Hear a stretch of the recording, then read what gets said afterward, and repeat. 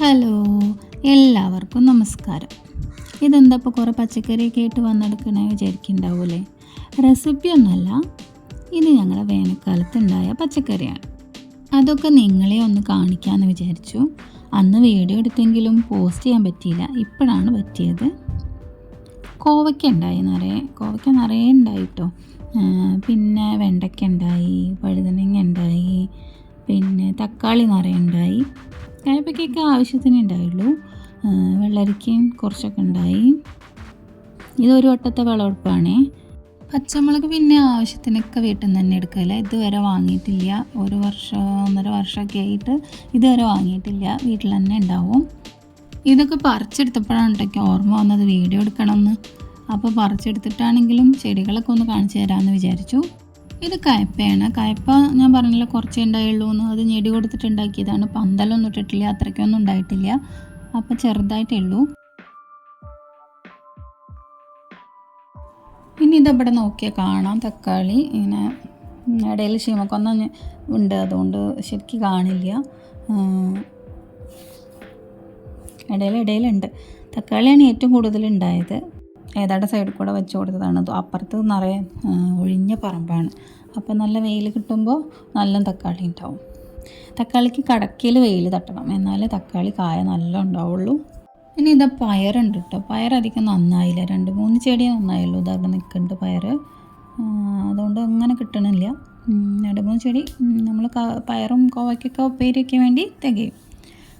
പിന്നെ ഇതാ തക്കാളി ഇതാ അവിടെയും ഇവിടെയൊക്കെ ആയിട്ട് കുറേ ഉണ്ട്. പഴുത്ത് നിൽക്കുന്നുണ്ട്, മൂത്ത് നിൽക്കുന്നുണ്ട്, പച്ച ഉണ്ട്. നിങ്ങൾക്കിത് നോക്കിയാൽ കാണാം. ഇതാ അറ്റം വരെ ഉണ്ട്. ഇങ്ങനെ ഒരു സൈഡിൽ കൂടെ വെച്ച് കൊടുത്തെടുക്കുകയാണ്.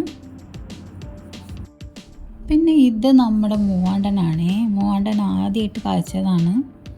മൂവാണ്ടൻ മാങ്ങയുടെ പ്രത്യേകത അറിയാലോ, 3 ആണ്ട് കഴിഞ്ഞാൽ കായ്ക്കും, 3 കൊല്ലം കഴിഞ്ഞാൽ കായ്ക്കും വെച്ച് കഴിഞ്ഞാൽ.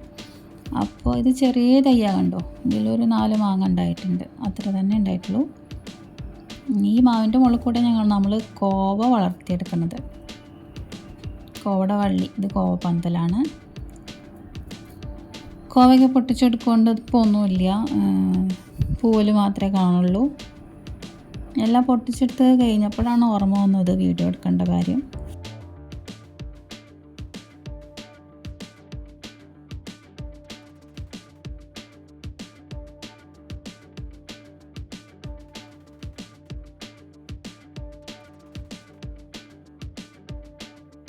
ഇനി നമുക്ക് വെണ്ടയുടെ സൈഡിലേക്ക് പോവാം. ഇത് വെണ്ടച്ചെടിയുടെ കായ നിൽക്കാറായി തുടങ്ങിയിട്ടുണ്ട് കേട്ടോ.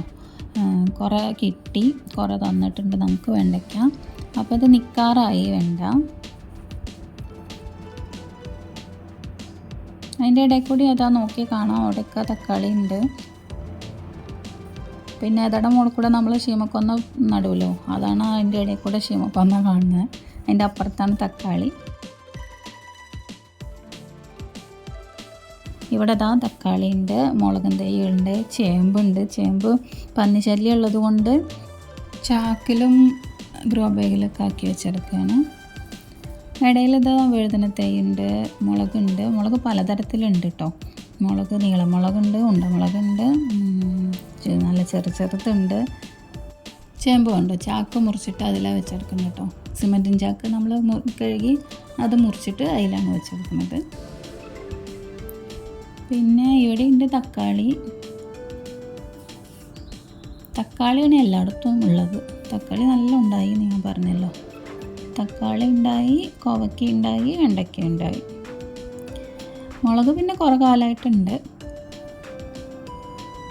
ഇതിപ്പോൾ മുളകിൻ്റെയും അവസാനം എടുക്കണം, കായ നിന്ന് തുടങ്ങിയിട്ടുണ്ട്. ഇനി നമുക്ക് അവിടെ ഉണ്ട് തക്കാളി കണ്ടോ, മുകളിലുണ്ട്, താഴെ ഉണ്ട് കേട്ടോ. താഴെ വീഡിയോ എടുത്തിട്ടില്ല. ഇത് അച്ഛൻ പാവിയതാണ് കവുങ്ങൻ തൈ. ഇത് കോവപ്പന്തൽ താഴെ നിന്നുള്ള വ്യൂ. ഇതിനി നമ്മുടെ ചീരയാണ്.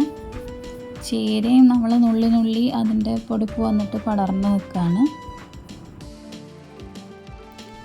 ഇത് കക്കരിക്കയുടെ ചെടിയാണേ. കക്കരിക്കയുടെ പൂവലാണത്. കക്കരിക്ക പറഞ്ഞാൽ കുക്കുംബർ നമ്മൾ സാധാരണ കടയിൽ നിന്ന് മേടിക്കില്ലേ, അതിൻ്റെ.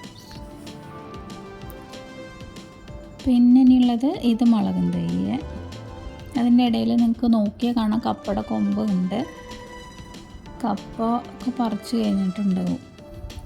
ഇത് വഴുതനങ്ങയുടെ ചെടി, വഴുതനങ്ങ ഉണ്ടായി നിൽക്കുന്നുണ്ട്.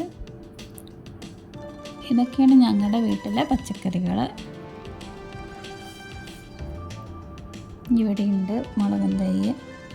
ഇവിടെ വേറൊരു കോവപ്പന്തലുണ്ട്. ഇത് പഴയ കോവപ്പന്തലാണ്. ഇത് കഴിയാറായി തുടങ്ങി. ഇത് വീട്ടിൽ നിന്ന് കിട്ടിയ മുളക്, കൊണ്ടാട്ട മുളക് ആക്കുന്നതാണ്. അത്രയൊക്കെ ഉള്ളൂ കേട്ടോ ഞങ്ങളുടെ പച്ചക്കറി. വെള്ളരിക്ക നമ്മൾ കായ കഴിഞ്ഞിട്ടുണ്ടായിരുന്നു, അപ്പോൾ വള്ളി പറിച്ച് കളഞ്ഞിട്ടുണ്ടായിരുന്നു.